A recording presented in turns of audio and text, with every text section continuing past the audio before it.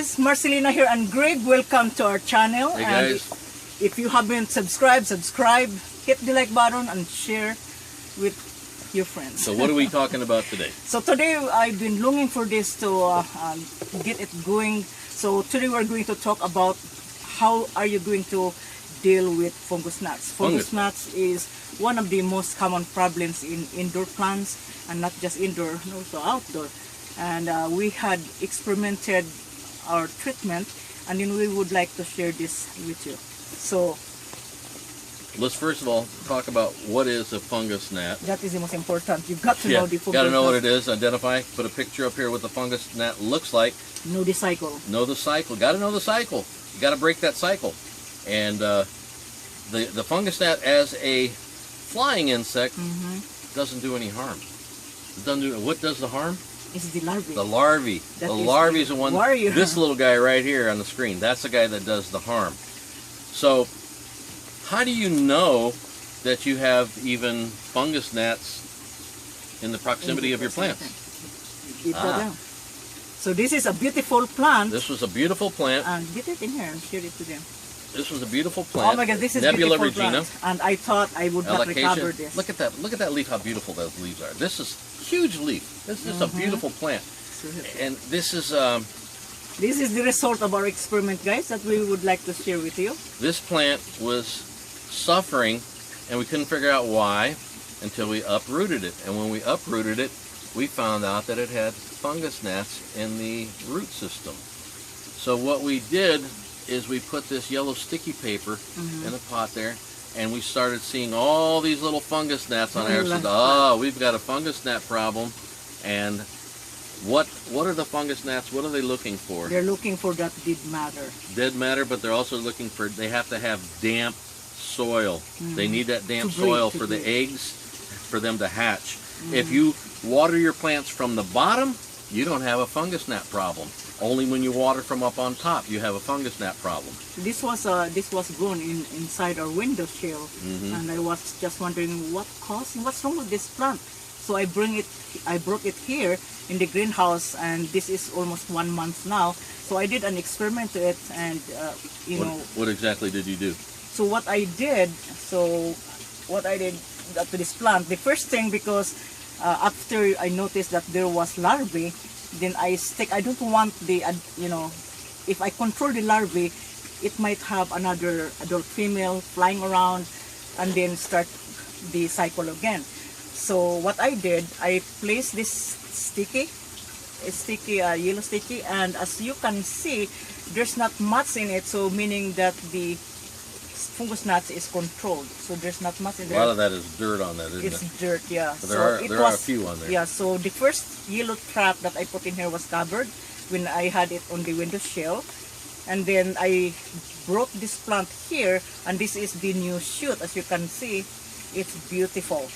So the first thing I had is the yellow sticker. So this was my experiment. What treatment I can use to eliminate the fungus gnats effectively. Okay, so what so the first thing is the yellow trap, and Okay. you've been using yellow trap Right. before. So one of the things you can do is remove the plant, clean off the root system, and repot it. That's the quick and the easy. This is philodendron potting mix. You can use this for alocasias and a lot of the I other. love this one. This is the same thing. This is another one of our mixes, the philodendron potting mix, and this has the perlite compost, peat moss, vermiculite, worm castings, and pine bark. It has great aeration. It's got good stuff in this thing, man. Good stuff. It also contains mycorrhizae, which helps protect your roots from harmful fungus. But if you don't, before you get to the repotting, there are some steps you can take before you have to repot your plant, and that would be drenching, right? Yeah. Explain your drenching system. So what I did, this is azotic concentrate, guys, and you can get this on Amazon. Not Amazon. Our website. Our website. CashyourGreens.com. And Cashew Greens. How about AB? Do you have this in AB? No, just the ready to use. So I use this. You just need, you shake this one because it's too concentrated, and then you take 1 tablespoon. No, 1 ounce. No, I mean 1 when ounce I per drench gallon. that. 1 ounce per gallon. You did 1 ounce? You use 1 ounce. This is a 2 ounce bottle. You can make 2 gallons of Azotec with this.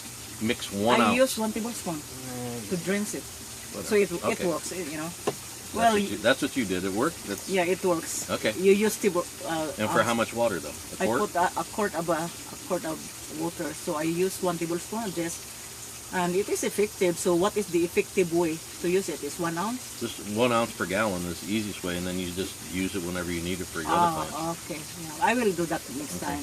So what I did, I use 1 tablespoon of this, and then I put in a quart, mix in a quart of water, and then I drench this plant. I drench it. If you don't transfer your plant, you can just use this as your drenching.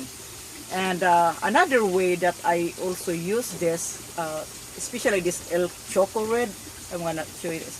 So these are all experiments, guys, and we're going to share it to you so you can protect your plants, because house plants are not cheap. Yeah. They're expensive. This is a prophylactic.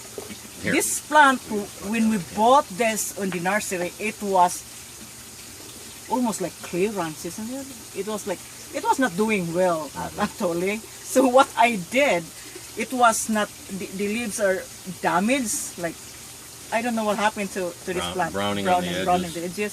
So what I did, I removed the leaves like it's barely naked, and I just left one leaf, and this is the new shoot. As you can see, it is so beautiful. So I did an experiment on this. So what I did, as you can see here, you see this black, I used this. So this is worm casting. Now, it is said that the chemical of worm casting is called chitinase, which also helping the roots against pathogen. And what it does, the chemicals, once absorbed by those, this pest, it's almost the same effects as the Nim powder. So what you did, you got this one, just a little bit of handful, and you spread around your plant. This is what I did, and I couldn't help not to share with you guys, so you can apply this. Maybe some of you already applied it, but for those of you who didn't, so this is the other prevention. So after you put that in, after you spread around it, and then you water the plant, and this one would last for 6 months. 6 months. Yeah. And then once it is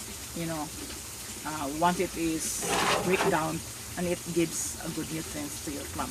Now another thing that you have is the Nim powder. So Nim you powder. are really expert with your Nim powder. Well, the Neem powder is has the benefits, like she said, as the worm casting, which I call this black gold. The Neem powder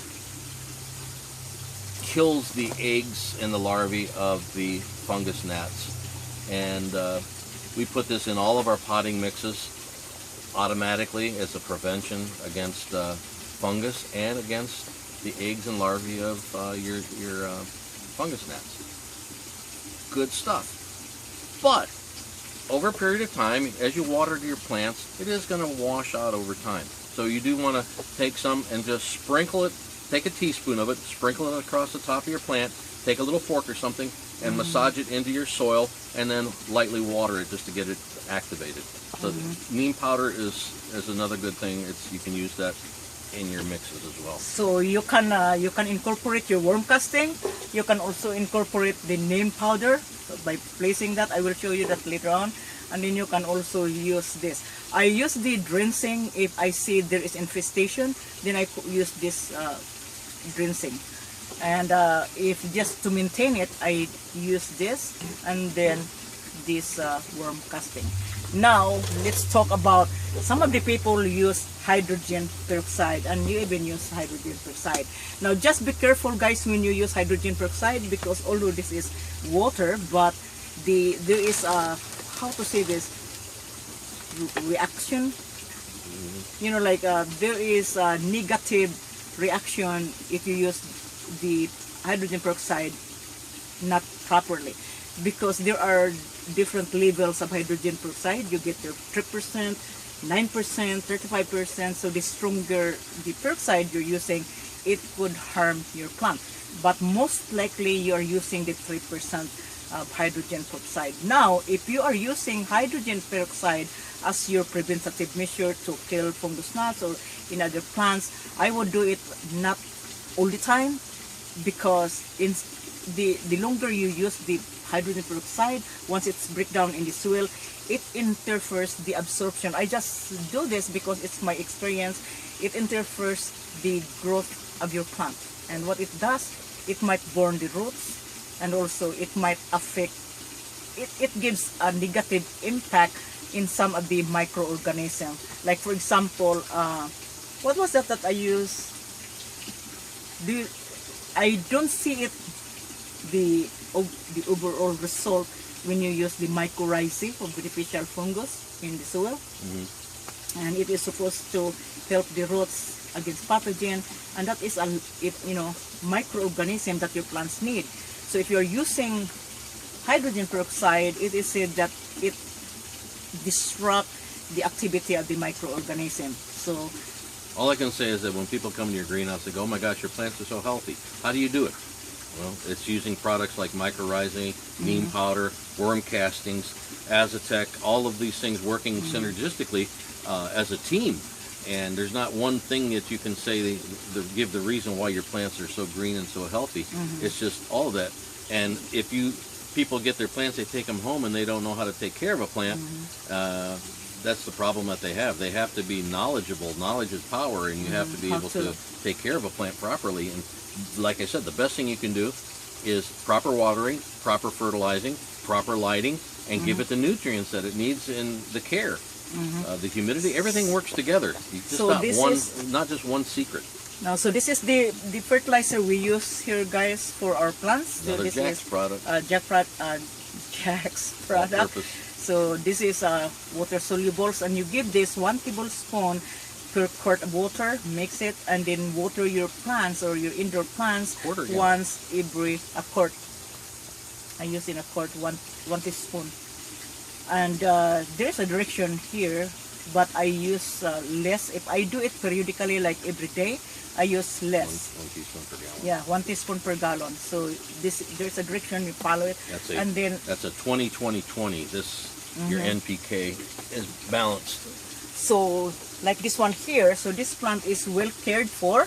You can see it's happy and healthy because there is worm casting, and then Nim Powder that I spread. You just need a little bit Nim Powder around it, just to control that fungus coming in. Put these yellow sticky traps about every, if you have a lot of plants, put them about every 6 feet apart, and just monitor those yellow sticky traps, and that'll tell you if you've got an issue with fungus gnats. They're attracted to the yellow, the color yellow. They think it's a flower, and that's what they're looking for. Yeah. So so the traps, basically the traps is controlling the female, the adult gnats, from reproducing it. So it decreases the number of fungus gnats if you put traps. And then the main goal when you do fungus gnats, your main goal or main target is to kill the larvae. That is your first goal. You don't want those larvae going into metamorphosis. I just can't remember. That's a hard word for Philippines. Metamorphosize. You don't want that metamorphosis by changing those, by having the chance of those larvae new adults to develop to adults. So that is the case. So again, use your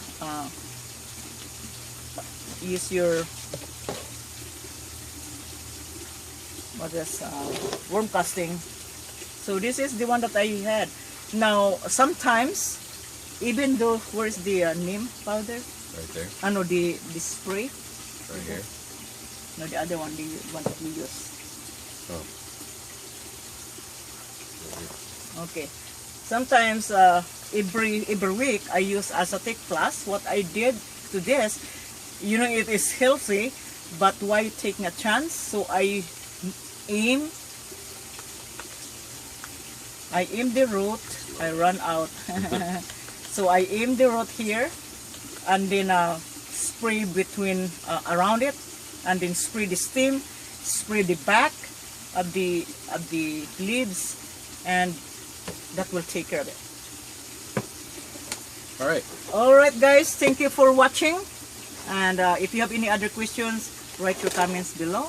And subscribe, and hit like if you enjoy this video. I'll put in the description down below, I'll put down all the products that we went over with you guys today. If you guys are interested in grabbing some of this for your plants. So we're going to have a video, a full detail on the different treatment of fungus gnats. Book.